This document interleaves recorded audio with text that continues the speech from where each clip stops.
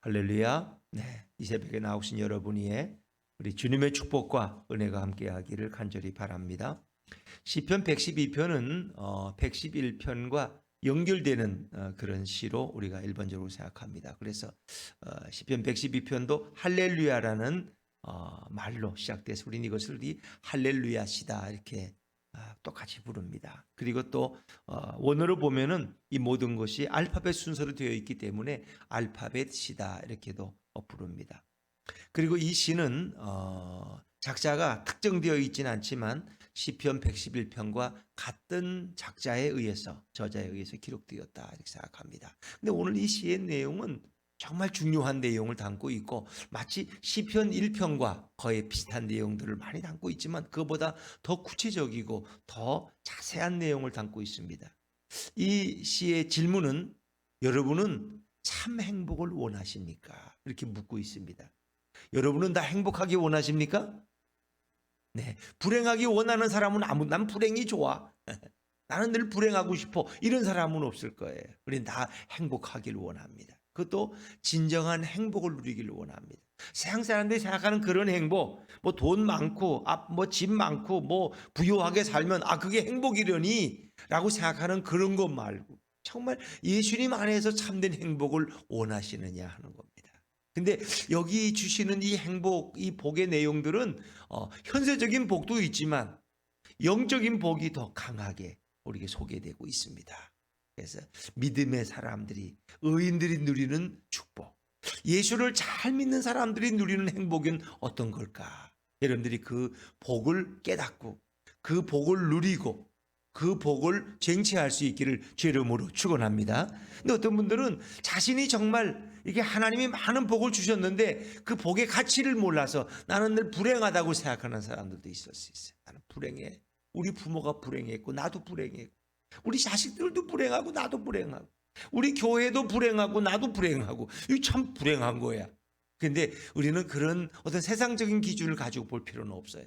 만약에 어떤 가정이 뭐 자기 집도 있고 차도 있고 부모 직장도 뭐 그렇게 아주 뭐 부유하지는 않지만 건건하게 잘 살아갈 수 있고 애들 굶기지 않고 학원도 보내고 학교도 보내고 뭐 생활도 넉넉해. 근데 이 아이가 맨날 한숨을 짓고 있어. 그래서 너 왜 한숨 짓냐니까 우리는 너무 불쌍한 것 같아.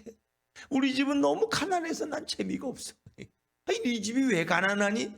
우리 집은 집이 한 채밖에 없잖아. 내 친구는 아버지가 집을 5채나 가지고 있대. 그 정도는 돼야지. 그래서 아이는 맨날 자신이 불행하다고 생각한다면 부모가 볼 때 얼마나 딱해요. 근데 하나님이 우리를 보실 때 아니 내 사랑하는 자녀가 늘 자기는 불행하대. 그냥 살고 싶지 않대. 죽고 싶대. 그냥 그러면 하나님 마음이 얼마나 아프시겠어. 우리는 어떤 세상적인 기준, 현실적인 기준만 보면 안 돼. 그래서 오늘 112편의 복은 현실적인 복, 현세적인 복도 있지만 오히려 내세의 복이 더 큰 비중을 차지한다.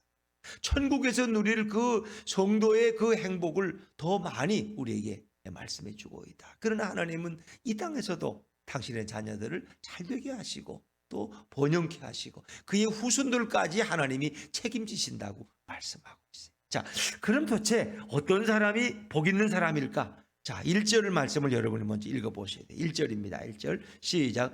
할렐루야 여호와를 경외하며 그의 계명을 크게 즐거워하는 자는 복이 있도다. 어떤 사람이 복이 있느냐? 여호와를 먼저는 경외해야 돼. 그리고 그의 계명을 크게 즐거워하는 자라 복이 있다. 이런 사람이 바로 의인이고 이런 사람이 하나님의 자녀의 복을 누릴 특권을 가졌다는 거예요. 여호와를 경외한다는 건 뭐예요? 하나님을 사랑하고 하나님을 높이고 하나님께 기쁨으로 예배하는 사람. 하나님을 경외. 사랑하지 않으면 경외할 수 없는 거예요. 그러니까 하나님을 함부로 대하지 않고 하나님에 대한 적절한 두려움을 가지고 그분을 존경하고 따르는 거예요. 그리고 그분의 말씀, 그 계명을 크게 즐거워하는 그분의 말씀을 읽으면 늘 행복하고 기쁘다는 거예요. 자, 이 1절 말씀을 바꿔 말하면 예수님을 내 인생의 주인으로 모시고 예수님을 뜨겁게 사랑하고 예수님의 말씀을 기뻐하며 그 말씀에 순종하는 자가 복이 있는 줄로 믿습니다. 쉽게 풀면 그런 거예요. 유대인들이 볼 때는 여호와를 경외해. 눈에 보이지 않는 하나님을 경외. 아, 이렇게 율법의 말씀들을 이거 열심히 이거 기뻐해서 열심히 애우고 암송해야지. 유대인들은 그렇게 생각하지만 우리는 이렇게 읽지 않습니다. 하나님의 아들로 우리의 구원자로 이 땅에 오신 예수 그리스도를 내 마음의 주인으로 영접하고, 그리고 예수님을 뜨겁게 사랑하고, 그리고 그분의 말씀에 순종하며 기뻐하며 살아가는 성도는 행복한 사람이다. 할렐루야. 이런 분들이 되시기를, 이런 분들이 되신 줄로 믿으시기를 바랍니다. 그 먼저는 예수님을 사랑해야 돼. 예수님을 사랑하면 그분을 모셔. 우리도 그렇잖아요. 뭐 어떤 청년이 어떤 자매를 좋아해. 그러면 그 자매를 우리 집에 초청해서 영접해서 결혼하고 함께 살기를 원하잖아. 그렇죠? 같이 사랑하면 같이 결혼해서 같은 부부가 되고 한 가정을 이루기 원하잖아. 우리가 예수님을 사랑하면 예수님을 내 인생의 주인으로 모셔드려야지, 영접해야지. 예수님, 내 마음의 주인이 되어주세요. 우리 가정의 호주가 되어주세요. 우리 직장의 사장님이 되어주세요. 우리 교회 담임 목사님이 되어주세요. 예수님이 그러는 거 아니에요? 그래서 그분을 모시고, 그리고 예수님을 너무너무 사랑하고 예수님 말씀을 너무 귀하게 여겨서 그 말씀대로 순종하는 삶, 그렇게 살려고 노력하고 성령의 인도 가운데 있는 사람, 그런 사람이 행복하다. 이제 구약 성경은 이런 사람을 가리켜서 뭐라 그래요? 의인이라고. 또 오늘 성경은 그런 사람을 가리켜서 정직한 자라고 부르는 거예요. 여러분, 예수님을 모시고 살아가고 하나님을 두려워하는데 어떻게 정직하지 않을 수 있겠어요? 하나님도 없고 뭐 내가 거짓말하는 거 누가 알겠어? 아무도 몰라. 나만 알아. 이런 사람은 얼마든지 거짓말하며 살아가요. 들통만 안 나면 그 사람들은 계속 거짓말하면서 사기치며 살아갈 거예요. 왜? 그게 잘 사는 현명한 길이라고 생각해요. 그러나 예수님이 보고 계시는, 예수님은 내 마음을 다 아시는데 내가 거짓말할 수 없지. 내 마음을 속일 수 없지. 내가 미워하며 사랑한다고 그렇게 이중적인 삶을 살 수 없지. 그러니까 예수님이 내를 다 아시니까 예수님 앞에서 우리는 어떻게 해요? 진실로 사랑하게 해달라고 기도하고, 그러면 예수님이 내게 힘을 주시고, 그래서 모든 사람이 다 사랑스럽게 보이고, 그렇죠? 그래서 예수님을 모신 사람이 바로 정직한 사람이다. 자, 이제 그런 사람이 누릴 복을 성경은 어떻게 설명하는지 보세요. 자, 2절입니다. 2절 시작. 그의 후손이 땅에서 강성하며 정직한 자들의 후손에게 복이 있으리로다. 그러니까 유대인들도 그렇고 우리의 어른들도 그렇고 우리의 관심은 후손들이 잘 되는 거야. 후손들이. 여러분도 그렇잖아요. 아이, 나야 좀 고생하면 어때? 우리 자식들이 잘 돼야지. 우리 자식들이 번성하고 예수님 잘 믿고 행복해야지. 이게 여러분 소원 아니에요? 나는 배불리 먹고 떵떵거리며 사는데 우리 자식 놈들은 다 망해서 가난해서 그냥 다 그렇게 살아야 돼. 너무너무 미워. 이러면 자식 놈들이 잘 되면 안 돼. 이런 생각하는 부모는 아무도 없을 거예요. 아무리 그가 악한 부모일지라도 자식이 잘 되기를 원하고 자식이 행복하기를 원하고. 도둑놈도 얘야, 나는 이렇게 밤에 도둑질하지만 너는 착하게 살아야 된다. 너는 정직하게 살아야 된다. 그게 인간이 사는 참된 행복이야. 이렇게 말하지 않겠어요?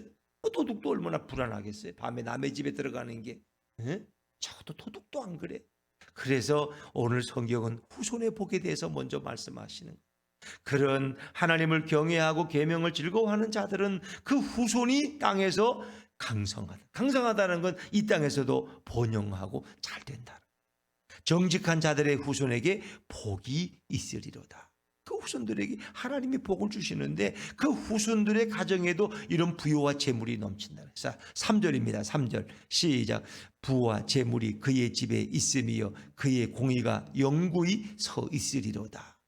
부와 재물. 그래서 이 땅에서의 부요함과 재물도 의미하지만은 이것은 의인이나 그 의인의 후손이 받는 복은 하늘에 쌓는 그 부요함과 영광스러움도 성경은 포함하고 있다는 거예요. 그 성경을 볼 때 우리는 표면적으로만 보면 안 돼. 이면에 진리를 보아야 돼. 하나님의 영적인 그 축복도 함께 노래하고 있다. 성경은 의인에게 관심이 많고 의인의 후손이 잘 되는 복을 말씀하는데, 이제 이 시편 112편과 가장 가까운 시가 있는데 그게 시편 37편이에요. 자, 여러분 요거 112편 잠깐 접어놓고 앞으로 한번 돌아가서 37편 한번 펴보시겠어요? 37편 25절 828쪽입니다. 시편 37편 25절 26절 시편 37편 25절 26절 찾으셨으면 아멘 하시고, 성경은 자꾸 찾아야 돼. 안 찾으면은 뭐 찾으려면 자신이 없어. 시편 37편 25절 같이 한번 읽어볼까요? 시작. 내가 어려서부터 늙기까지 의인이 버림을 당하거나 그의 자손이 걸식함을 보지 못하였도다. 시인이 고백하잖아요. 의인이 버림당하는 걸 내가 못 봤어. 그의 자손이 걸식함을 보지 못했어. 걸식이라는 건 뭐 남한테 다니면서 이렇게 얻어먹는 게 걸식이지. 의인의 자손은 하나님이 책임지신다는 또 26절 같이 읽죠. 시작. 그는 종일토록 은혜를 베풀고 꾸어주니 그의 자손이 복을 받는도다. 의인들은 늘 남에게 은혜를 베풀고, 또 가난한 사람 보면은 그저 기쁘게 이자도 받지 않고 돈을 꾸어주는, 그래서 그 사람이 생명을 살려. 이러면 그 자손이 복을 받고 하나님이 그를 잘되게 하신다. 또 24절로 시편 37편 24절도 한번 읽어볼까요? 24절 그 위에 구절 24절 시작. 그는 넘어지나 아주 엎드러지지 아니하면 여호와께서 그의 손으로 붙드심이로다. 하나님을 사랑하고 경외하는 사람은 때로 넘어질 때가 있어. 왜? 때로는 가난이 오고 질병이 오고 사업의 실패도 올 수 있어요, 우리에게도. 그러나 아주 엎드러지지 아니하면 여호와께서 손으로 붙들고 계시기 때문에 그렇습니다. 하나님은 당신을 사랑하는 사람들을 늘 불꽃 같은 눈길로 돌아보고 계시고 지키고 계시고 눈동자같이 아끼시기 때문에, 그래서 우리 믿는 사람들은 다 잘되기만 하느냐? 그건 아니에요. 그래서 우리가 시편이나 욥기서에 보면은 그런 말씀이 계속 나오잖아요. 악인이 번영함을 보고 시험 들지 말으라는 겁니다. 때로는 의인이 핍박을 받아요. 여러분, 이 땅에서 지금 세상은 이 공의로운 세상이 아니야. 불의한 세상이야. 이 불의한 세상에서 우리가 공의롭게 살려고 그러면, 믿음으로 살려고 그러면 어떻게 해요? 손해를 봐요? 이익을 봐요? 정직하게 살면 손해보는 게 더 많지. 왜 남들은 다 거짓말 하는데 나만 정직하게 살려니까 늘 손해봐. 그냥 손해봐. 저 사람은 그냥 어떻게든 이득을 얻으려는데 나는 마음이 그래서 아이 불쌍하다면 그래, 당신이 더 가져가. 내가 조금 가져도 난 다 하나님이 책임지실 거야. 이게 정직한 사람들이 손해를 봐요. 이 세상은 그래요. 그럼에도 불구하고 그렇기 때문에 믿는 사람들도 때로 어려움을 당하고 악인들이 더 잘 되는 경우도 많아. 악인들이, 저 사람은 욕심이 많고 죄악을 저지르는데 더 나보다 잘 되고 번영하고 축복받고, 저거 뭐야 도대체가, 하나님을 믿는 게 뭐야? 라고 계속 시편은 묻고 있고 계속 욥기서는 우리에게 질문하고 있어요. 그러나 욥의 결론이 뭐야? 내가 하나님의 품에 들어갈 때야 그 결과를 깨달았도다. 이 땅에서는 악인이 잘 되는 것 같은데 결국 오늘 10절에 보니까 악인의 결과는 망하는 거야.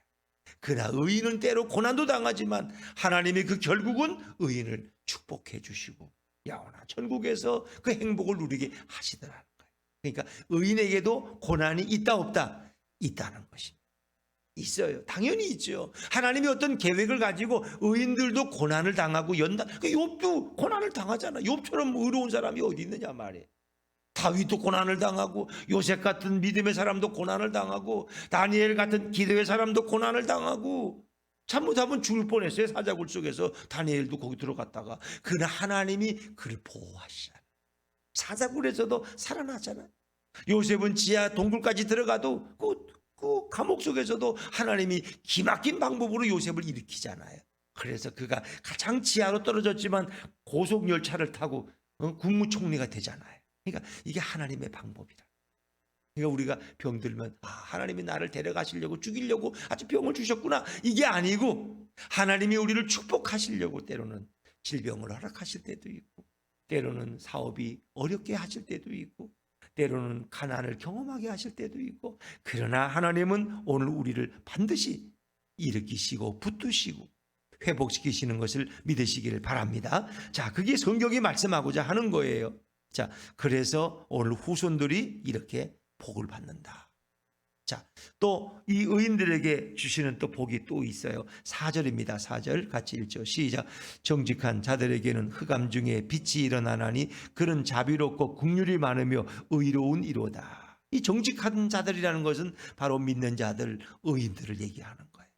여호와를 경외하는 그 사람들, 그들에게는 흑암 중에 빛이 일어난다. 흑암 중에.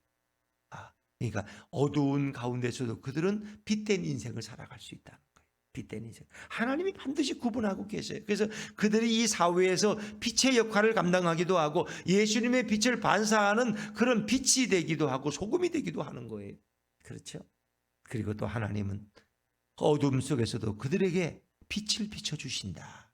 하나님께 빛을. 그래서 애굽에서 재앙 중에 한 가지가 흑암의 재앙이야. 흑암의 재앙. 근데 놀라운 것은 애굽인들이 거주하는 지역에는 깜깜해. 아침이 돼도 해가 동쪽에서 안 떠올라. 깜깜해. 그냥 못 살겠어. 근데 유대인들이 거주하는 곳에는 햇빛이 비친 줄로 믿습니다.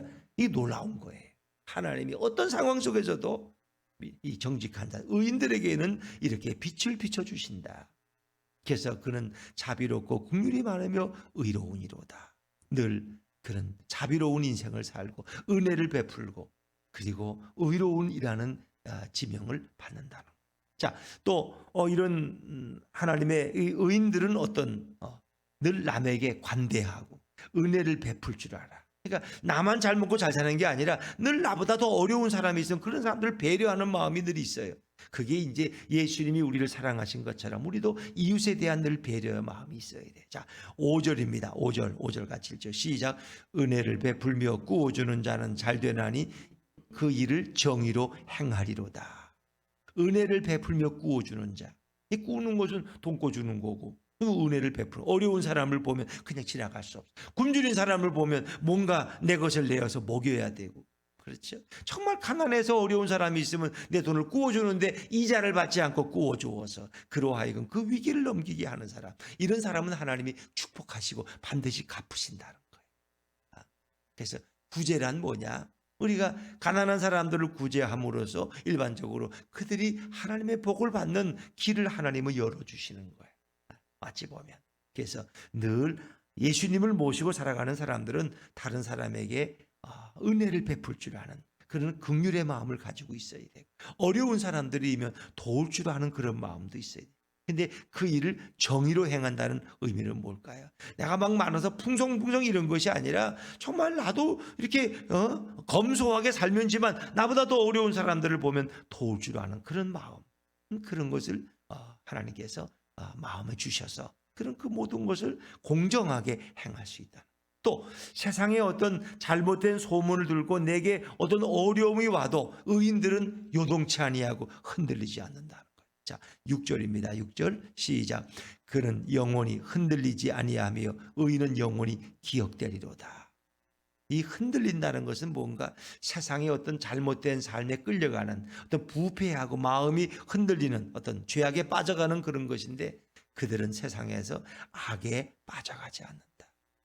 그리고 훌륭한 그런 인품과 믿음을 가진 사람들로 오래 기억된다. 왜? 그로부터 도움을 받은 사람들, 사랑을 받은 사람들, 긍휼을 받은 사람들은 오랫도록 그를 기억할 것이다. 그가 기억한다는, 가난한 자들이 기억하고 어려움 당한 사람이 기억하면 하나님도 당연히 그를 기억하시는 거죠. 그런 영원히 흔들리지 않아, 믿음의 길에서 벗어나지 않아. 또 때로는 우리에게 찾아오는 흉한 소문이 있어요. 그것은 어떤 나를 향한 중상모략일 수도 있고 어떤 내게 불행한 소식일 수도 있어요. 그런데 그런 소식이 와도 나는 흔들리지 않아. 왜? 하나님을 의뢰하기 때문에. 자, 7절 8절입니다. 7절 8절 같이 읽죠. 시작. 그는 흉한 소문을 두려워하지 아니하며 여호와를 의뢰하고 그의 마음을 굳게 정하였도다. 그의 마음이 견고하여 두려워하지 아니할 것이라. 그의 대적들이 받는 보응을 마침내 보리로다. 어떤 이런 흉한 소문은 악한 대적들로부터 온다.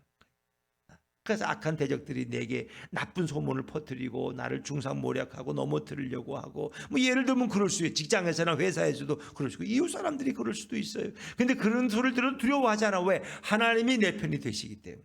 그렇기 때문에 하나님을 더 의뢰하는 거야. 누가 나를 헐뜯어 봐라. 나는 하나님만을 더 의지할 거야. 의뢰하고. 그리고 그 마음을 견고히 세우기 때문에 마음이 흔들리지 않아. 믿음이 흔들리지 않아. 이게 진정한 의인의 모습이고 믿음의 사람들의 모습이에요. 여러분 다니엘 보세요. 간신들이 다니엘이 기도하면은 이제 저를 감옥에 쳐넣어야 되겠다 해서 왕에게 허락을 받아가지고 다니엘이 기도 하나 뭘 살피는데 다니엘은 흔들리지 않아. 늘 하던 대로 하루 3번 예루살렘 쪽을 향해 창문을 열고 기도하는 거예요. 하나님이 두렵지 그 뭐 간신들이 두렵겠어요? 그러니까 하나님이 다니엘을 지켜주시잖아. 그러니까 우리는 사람에게 휘둘리지 않는다. 그런 마음이 하나님을 의뢰하기 때문에 마음을 굳게 정했어. 8절 그의 마음이 견고하여 두려워하지 아니할 것이라. 그의 대적들이 받는 보응을 마침내 보리로다. 자기를 중상모략하던 그 대적 원수들이 결국은 어떤 종말을 맞이하는지 그걸 보게 되는 거야. 하나님은 살아계시는, 하나님은 역사하시는, 이걸 아는 거예요. 그때는 우리도 억울한 일을 당하죠. 난 하지도 않았는데 그렇게 했다고 중상모략을 당하고 사람들이 나를 헐뜯고 나를 일방적으로 미워할 수 있어요. 그래도 흔들리지 않아. 왜? 하나님이 나의 정직을 아시니까. 하나님 내 마음을 아시고 하나님 내 편 되시는데 그게 무슨 상관이야? 근데 결과적으로 지나보면은 그 나를 중상모략하던 악인들은 다 넘어지고 그들의 종말이 비참한 것을 보게 돼. 하나님은 역시 공의의 편이시고 하나님은 역시 인자하신 분이구나 깨닫는 거죠. 자, 그리고 하나님은 그가 이렇게 재물을 풀어서 가난한 사람들을 돕고 이렇게 의를 행하는 것을 하나님이 기뻐하시고 그 의인을 더 축복하시는데 이제 그것을 9절에 어떻게 표현하고 보세요. 자, 9절입니다. 9절 같이 읽죠. 시작. 그가 재물을 흩어 빈궁한 자들에게 주었으니 그의 의가 영구히 있고 그의 뿔이 영광 중에 들리리로다. 재물이라는 건 누가 주시는 거예요? 하나님이 주시는 거야. 그러면 이건 하나님을 위해서도 재물을 드리지만은 또 어려운 사람들을 있으면 그냥 그들과도 나누라고 하나님 주신 재물이야. 그들과도 기쁘게 나누면 하나님은 더 많은 재물과 복을 또 그 의인에게 부어주신다는 거예요. 재물을 흩어 빈궁한 자들에게 주었으니 그의 의가 영구히 있고 그의 뿔이 영광 중에, 이 뿔이라는 것은 힘과 권세와 능력을 의미하는 거예요. 하나님이 그를 더 높은 자리에 세워주신다는 거예요. 그렇죠? 그러나 이제 이건 여러분 아셔야 돼. 어떤 사람이 구제를 잘해. 근데 예수를 몰라. 하나님을 몰라. 이제 그런 구제는 이 성경이 말하는 이런 빈궁한 자들에게 재물을 흩어주는 것과는 조금 달라요. 그거는. 세상 사람들도 그런 구제를 잘해. 예수도 안 믿는데 뭐 그 할머니가 이렇게 시장에서 콩나물 팔고 그랬는데 뭐 1억을 뭐 서울의 모 대학에 거기다 기부했다. 어떤 분은 뭐 5억을 그렇게 자기 뭐 집 뭐 마지막 죽으면 난 자식이 없으니까 10억짜리를 다 서울대학에 다 기부했다. 그런 분도 있어요. 근데 그분은 예수를 모를 수도 있어요. 그분은 이제 나름대로 그런 아름다운 마음을 가지고 있는 거예요. 그러나 예수 믿는 사람들이 그 물질을 나누는 것과는 또 다른 차이가 있지요. 우리는 하나님이 주신 물질이기 때문에 또 이웃과 나누면 하나님이 또 부어주시는 걸 알기 때문에 그 기쁘게 할 수 있는 거예요. 자, 근데 이제 의인의 복은 이렇게 9절까지 이어지지만 의인을 미워하고 중상모략하는 그 악인들의 종말을 결국 보게 돼요. 10절입니다. 10절 같이 읽죠. 시작. 악인은 이를 보고 한탄하여 이를 갈면서 소멸되리니 악인들의 욕망은 사라지리로다. 의인의 복과 악인의 마지막 종말이에요. 악인은 이를 보고, 그러니까 의인들이 분명히 어려움 당하고 고난도 당하고 그랬는데 마지막에 보니까 의인들이 더 잘, 하나님이 축복하시는 거야. 망하다가 성공하고 병들었다가 건강하고 미끄러지지 않아. 그걸 보고 이 악인이 실망하는 거야. 악인은 이를 보고 한탄하고 비관하는 거야. 내가 저들을 공격해봤자 안 되는구나. 그리고 이를 갈면서 의인이 잘 되는 걸 보고 질투하고 이를 갈면서 스스로 소멸돼 버리고 말아. 악인들의 욕망은 이 땅에서 사라진다. 왜? 악인들은 결국 다 지옥 가니까. 하나님이 다 청소해버리고 쓸어버리시니까. 그리고 그 의인들의 번영과 잘 되는 것을 보고 악인들은 한탄하며 나도 예수 믿을 걸 괜히 사탄의 종로로 타다가 이 지옥에 떨어지는구나 하면서 후회의 눈물을 흘리면서 지옥으로 가는 거예요. 근데 의인들은 때로 이 땅에 살면서 악인이 더 잘 되고 잘 사는 걸 보고 때로는 마음이 시험들 뻔도 하지만은 아니야. 하나님이 그 마음을 이루어하시. 그리고 하나님이 그를 붙드셔서 마지막에 하나님이 의인들을 축복하시는데 그 복은 이루 말할 수가 없는 거예요. 그때 의인들은 찬양하며 기뻐하며 천국에서 예수님과 함께 영원히 사는 복을 누리게 될 줄로 믿습니다. 그래서 우리가 흔들리지 않는 마음을 갖는 게 중요해요. 이사야 26장 3절에 보니까 주께 심지가 견고한 자는 평강에서 평강으로 지키시리니 그가 주를 의뢰함이니이다. 힘들거나 어려울 때나 마지막까지 하나님을 의뢰하고 예수님을 붙드는 사람은 하나님이 결국은 평강에 평강을 더하신다. 그리고 하나님이 은혜를 베푸시는데 출애굽기 20장 6절에 보니까 나를 사랑하고 내 계명을 지키는 자에게는 천대까지 은혜를 베푸시네. 천대까지. 그렇죠. 예수님을 사랑하고 예수님을 모시고 그리고 예수님의 말씀에 순종하며 살아가는 그 성도에게는 천대까지 하나님이 은혜를 주시고 그 자손을 걸칙하지 않게 늘 돌봐주시고 그의 삶이 악인들이 부러워하는 삶이 되게 하신다. 여러분, 이런 행복을 누리고 싶지 않습니까? 예수님을 모시는 순간부터 여러분은 이런 행복한 사람이 되는 겁니다. 누가 주인이냐? 내 인생에 예수님이 주인이십니다. 예수님이 나의 왕이고 예수님이 나의 통치자예요. 우리 그분의 말씀에 순종하며 기뻐하며 살아갈 때 여러분의 인생에 날마다 이런 행복을 고백하며 간증하는 성도들 되시기를 주의 이름으로 축원합니다.